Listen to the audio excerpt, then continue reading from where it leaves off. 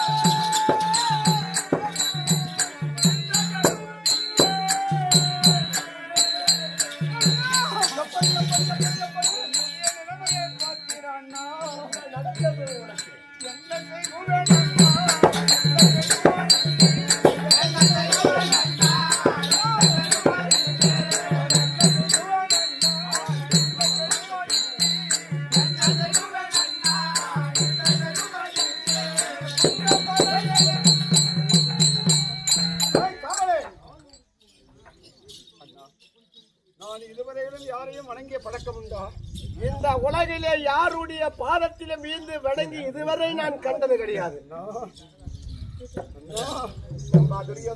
நான் பிறந்து வளர்ந்து அரியணை மீது அமர்ந்து 55 தேச ராஜாக்களை அடக்கி ஆளக்கூடிய பெரிய சாம்ராஜ்யத்தை பெற்றவனான் அண்ணா. ஆமா, அப்படி இருக்கும் போது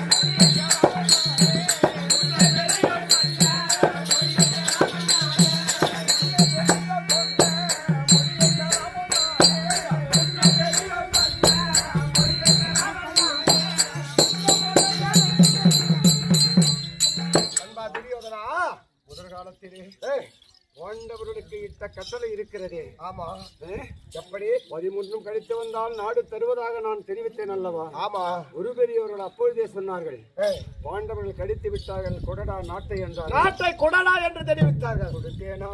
நண்பா, கொடுக்கவில்லை. அந்த பெரியவர்கள் சொன்ன வார்த்தை இருக்கிறதே, அதுதான் என்னை அந்த சாபத்தால் நான் இந்த நிலைமைக்கு ஆளாண்டவரை. எத்தனை ஆண்டு வட ஓட்டினார்? 13.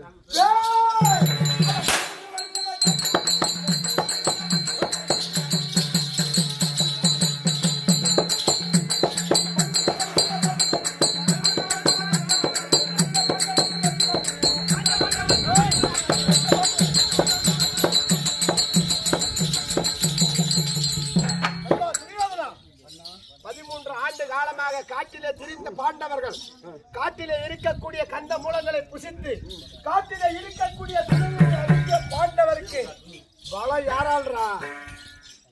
யாரால பாண்டவருக்கு பலம்? காட்டிலே கிடக்கும் சரகுகளை புசித்து சுடனில் அருந்திய பாண்டவர்களுக்கு.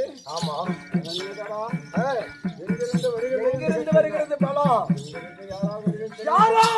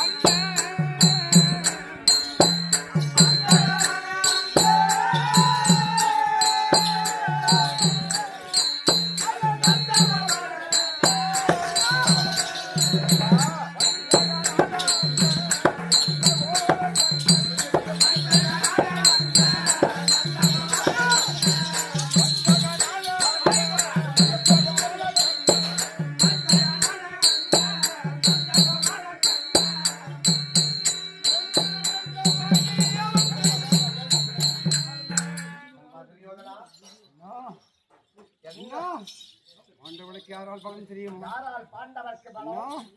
வஞ்சகமே வடிவமாக வந்திருக்கின்றான் அந்த மாயன். ஆமா, அவனுடைய பலத்தால் தான் நான் நேற்று வரையிலும் பாண்டவர்கள் வெற்றி பெற்று வருகிறார்.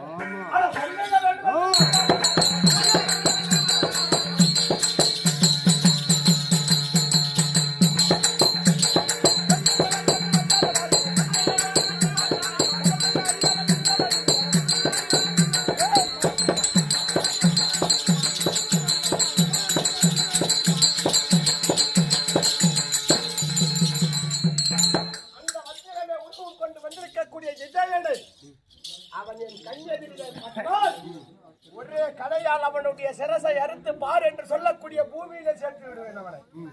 அண்ணா, அவன் சாதாரணமானவன் கிடையாது. எப்படிடா அவன் எப்பேற்பட்டவன் தெரியுமா? எப்பேற்பட்டவன்? நானும் நீயும் அந்தரங்க அரண்மனையிலே அமர்ந்து இந்த போர்க்களத்திலே நாம் எப்படி வெற்றி பெறுவது என்று ஆமா அந்த ஆலோசனை செய்கின்ற நேரத்திலே அவன் என்ன செய்வான் தெரியுமா? என்ன செய்வான் அவன்?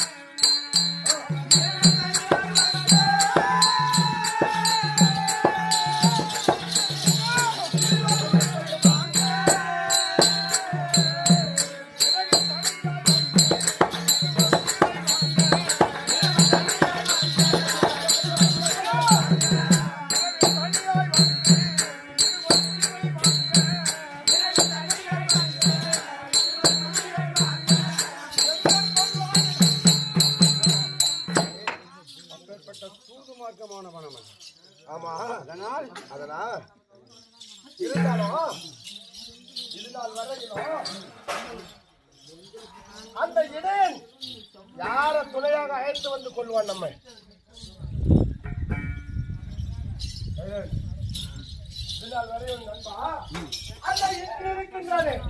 யாரை துணையாக அழைத்து வந்து நம்முடைய 11 கோடி சேனையை அழைத்தான்? ஆண்டவன் தான். அதுல யாரு? அர்ஜுனன்.